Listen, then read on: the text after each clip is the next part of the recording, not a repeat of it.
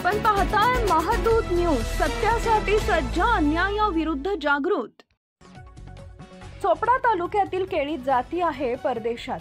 केळी उत्पादक शेतकऱ्यांनी एक्सपोर्ट क्वालिटीच्या केळीचं उत्पादन घेतलं तर भाव बऱ्यापैकी मिळू शकतात। जळगाव जिल्हा म्हटलं तर केळी उत्पादक म्हणून देशातच नाही तर परदेशात देखील जळगाव जिल्ह्याचं नाव केळी उत्पादक म्हणून घेतलं जातं। जळगाव जिल्ह्यातील चोपडा, यावल, रावेर, मुक्ताईनगर हा पट्टा केळी उत्पादक म्हणून सर्वत्र ओळखला जातो।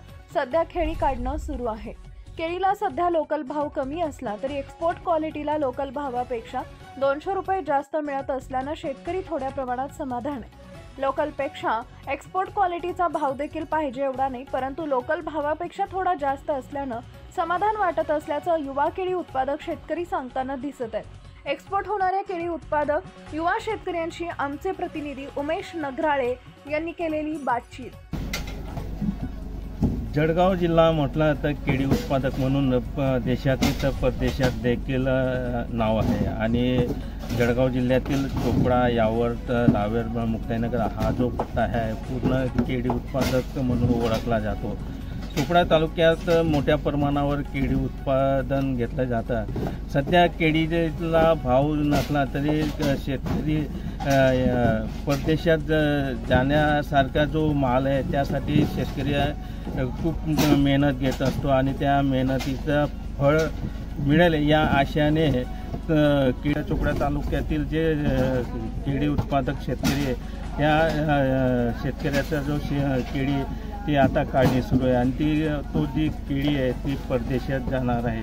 तर आपण त्या युवा शेतकऱ्यांकडून आपण जाणून घेऊ की त्यांनी या केळी लागवडीपासून तर काढणीपर्यंत काय कसं निगा राखले।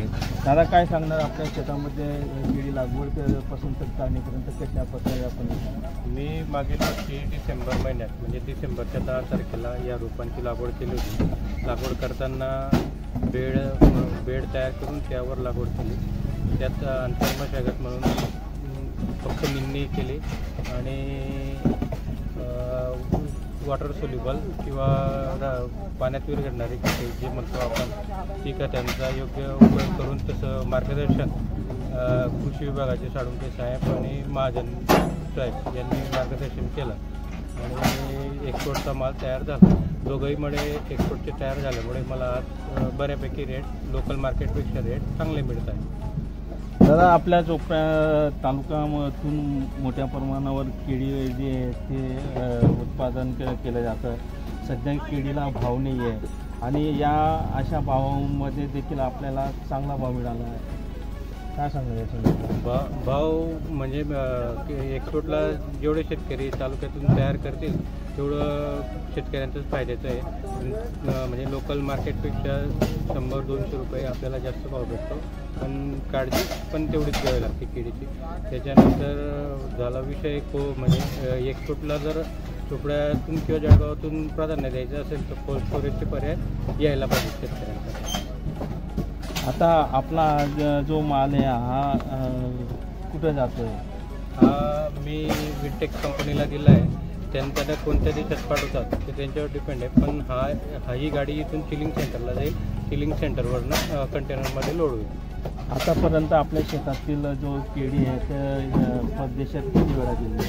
माझी या वर्षाची आता 7वी गाडी आहे। 12 टनाची 7वी गाडी। जो केळी उत्पादक शेतकरी आहे या केळी उत्पादक शेतकऱ्यांना नैसर्गिक आपत्ती त्यानंतर कधी भाव नसतो याचा सामना करावा लागतो, तरी शेतकऱ्यांना जे भाव पाहिजे तो मिळत नाही, यासाठी काही प्रयत्न केले पाहिजे का? तेच सांगणे माझं की एक्सपोर्टला आपण जेवढा माल तयार कराल तेवढा भाव आपल्याला भेटेल। चोपडा तालुक्यातील जे केळी उत्पादक शेतकरी आहे त्यांनी जर एक्सपोर्ट क्वालिटीची जी केळी आहे या अशी तयार केली आणि त्या केळीचं निगा चांगल्या प्रकारे जर राखली तर आपल्या ज्या शेतातली जी केळी आहे ती परदेशात जायला आणि त्या परदेशात जाणाऱ्या ज्या केळीला चांगला भाव 2 पैसे चांगला भाव मिळाला ना तर 2 पैसे त्यांच्या हातात राहील।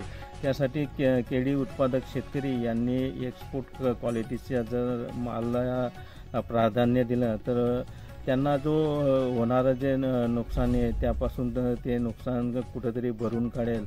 जर ते एक्सपोर्ट क्वालिटीला स्थानिक लोकल भावापेक्षा थोडं 2 पैसे जास्त असल्याकारणाने त्याच्यातून तो लागलेला खर्च आहे तो आणि थोडाफार काहीतरी उत्पन्न असा मिळून त्याच्यापासून थोडा काहीतरी फायदा होऊ शकेल यासाठी केळी उत्पादक शेतकऱ्यांनी जर एक्सपोर्ट क्वालिटीचा माल तयार केला तर त्याच्यापासून आपल्याला उत्पन्न बऱ्यापैकी मिळू शकतं व भाव मिळू शकतो असेच युवा शेतकरी यांनी यावेळेस सांगितलेलं आहे.